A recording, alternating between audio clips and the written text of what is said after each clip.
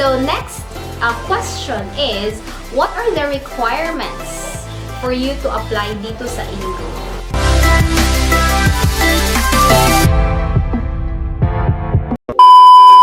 Hello everyone! My name is Jill and I am an online tutor. And for today's video, let's talk about how to apply in Engoo 2021. Paano yun? How to apply in Engoo for the process of the year 2021. Okay? So before we start, let me just welcome my new viewers. So if bago ka dito sa channel ko, nag-upload ako ng mga online jobs and online teaching jobs. So don't forget to hit that like, subscribe, and tap that bell notification button for you to be updated on my next video. So now let's begin. Are you ready? Then let's start.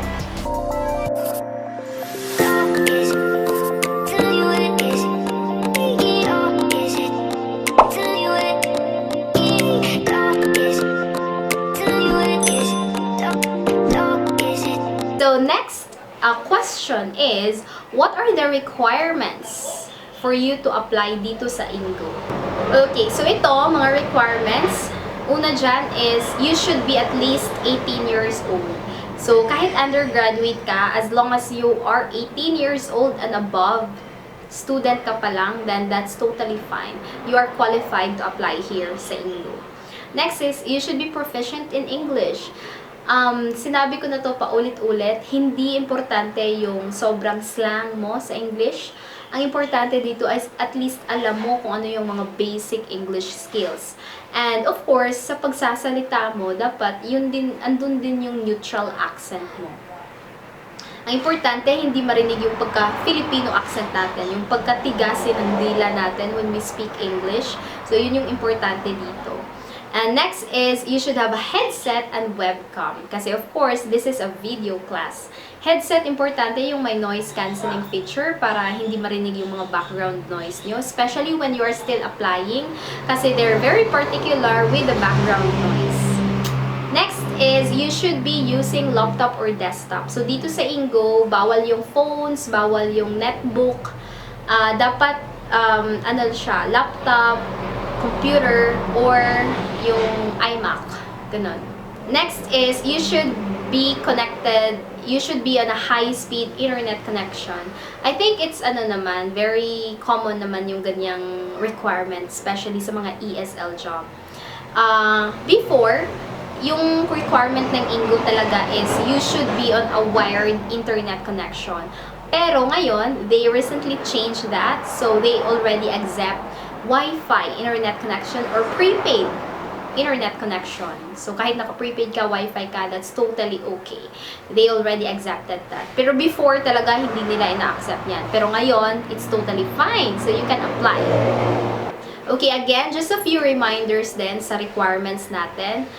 So, you should be 18 years old and above, and there's no age limit. So, kahit pa 60 years old, 70 years old, 80 years old ka dyan, as long as you are capable to teach, then why not?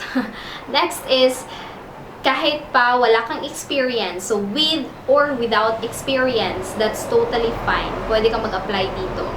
Even if you are undergraduate or you have a degree holder, then pwede ka din dito. So, don't worry, kahit undergraduate ka, you are qualified to apply here. Next is, at least, yung internet connection, at least 1.0 Mbps yung speed test. 1.0 Mbps for both upload and download speed. So, ito rin yung isang nagbago. Kasi before, they accept 0.5 Mbps for both download and upload speed. Pero ngayon, nag-increase sila. 1.0 na yung tinatanggap nila na speed test for both upload and download speed.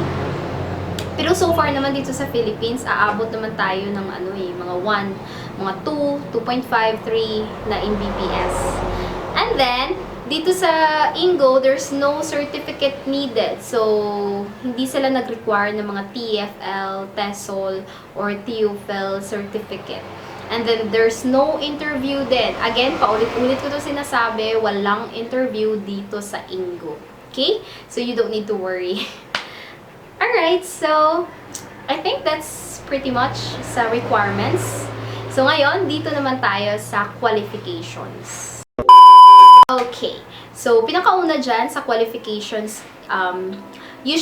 we accept, so, dito sa Engoo, we accept native and non-native speakers. So, yung mga non-native speakers, regardless saan ka naka-reside ngayon, like, are you in the US or in Africa, in the Philippines, kahit saan ka pa dyan, if you're a native speaker, then you are qualified to apply dito sa Engoo.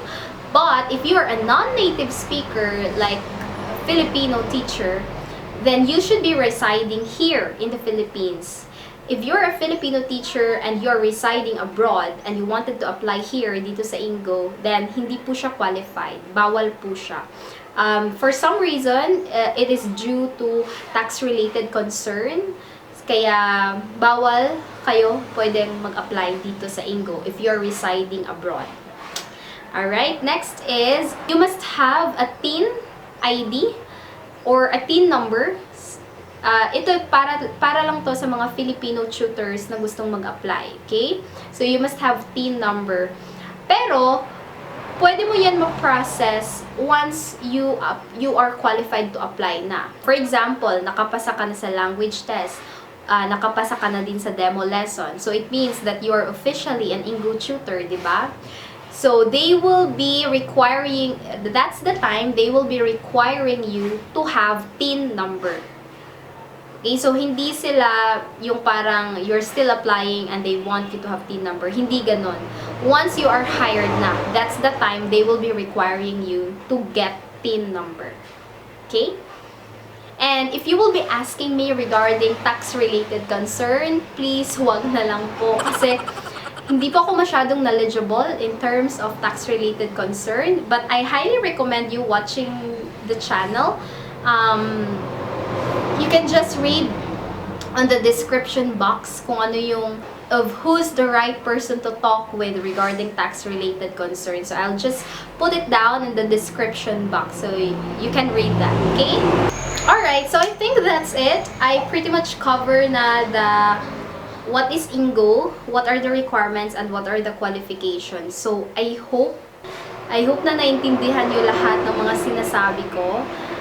If meron pang mga hindi klaro or hindi nyo masyadong naiintindihan yung mga sinasabi ko, or if you have any questions, then please i-chat nyo na lang po ako sa Facebook page ko.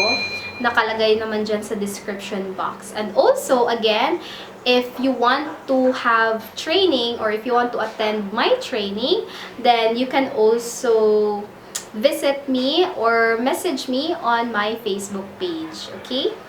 Again, thank you so much, aspiring tutors, for watching this video. I hope that you have learned something.